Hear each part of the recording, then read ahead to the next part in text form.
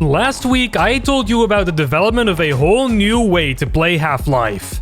Or Black Mesa. It kinda depends on how you look at it. But today I'm going to talk about a completely different way to experience the Half-Life universe.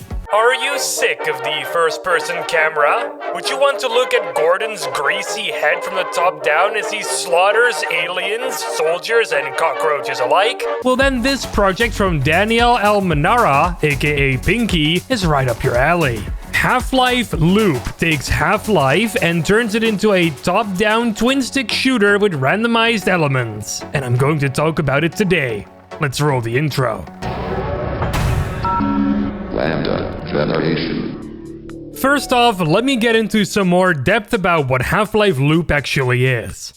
Half-Life Loop is a twin-stick shooter based upon the original Half-Life. It was going to be a roguelike fan game at first, but ambitions for the project have grown in size since then. Now the game is going to include a full linear campaign with an emphasis on dynamic stuff. The original roguelike idea is still there though and will be included as a separate mode that'll be released once the campaign is finished. The story for the campaign isn't really fully there yet, but we do have an outline. The G-Man has trapped Gordon in a loop that changes constantly to test his ability to escape gnarly situations to make sure that he'll satisfy his employers. This project has been in development for some time now, one of the first official development updates dating all the way back to June last year, and smaller updates going even further back than that. We actually covered it on All Things Lambda back when the first development update was released. Ever since then, I've been coming back to this mod's Patreon page every so often to see what's new, and Pinky has been updating the page quite diligently. Lots of script tests are being performed, skins for your character model are being shown off, and lots more. But what I want to focus on right now though is this new video. Development update number 4, posted on July 12th. And it's a video that you can watch on YouTube for free. If you want to watch it yourself, then check the description below for a link, but I'll be going over some of the interesting stuff here as well. As you can notice almost instantly, the project is actually quite far along already. The HUD is fully featured and has a newer, more modern look to it. The twin-stick shooter elements are fully implemented and enemies even have health bars. Weapon and ammo pickups now float above the floor to suit the more arcadey style, but it still has Half-Life written all over it, graphics and everything. And that's especially cool because of one specific detail I have been omitting from this video. I'll get back to that in a bit. Let's talk about some more cool features. You can still shove boxes around by pressing E, and this can actually help you get an advantage against turrets, just like in the real game. I actually realize now, how have I never tried that before? Stealth also seems to be a thing now. According to the video, you can now sneak up to soldiers and whack them in the back with your crowbar for an insta-kill. And the soldiers around the now dead soldier won't immediately be alarmed unless they see you do it. This is pretty awesome and can create some pretty interesting combat encounters. The update video even shows Zen in action. Do know that the Half-Life maps we're currently seeing on screen are only meant to demonstrate the gameplay features found in Half-Life Loop. These are not the maps that we're gonna be playing when the full mod releases. The plan for Half-Life Loop is not only for you to be able to play through its own campaign, you will also be able to create your very own campaign and even import custom maps to play. You can even create your own maps in Jack or Hammer and import them into Half-Life Loop, and they will pretty much work, which is pretty amazing, especially because of, well, that big fact I haven't told you about that you're probably dying to know at this point.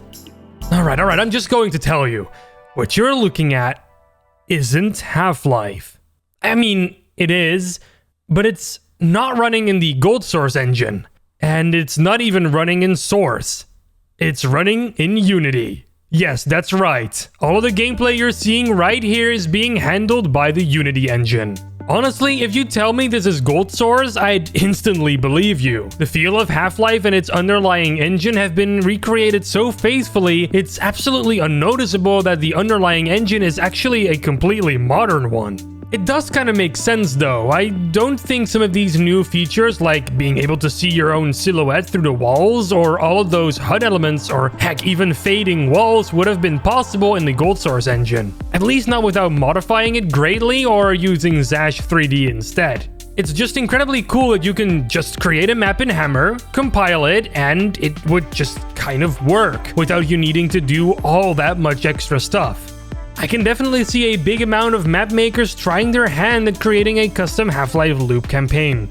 There is even a website being worked on at the moment that'll include all of the information and tools you need to create maps for Half-Life Loop.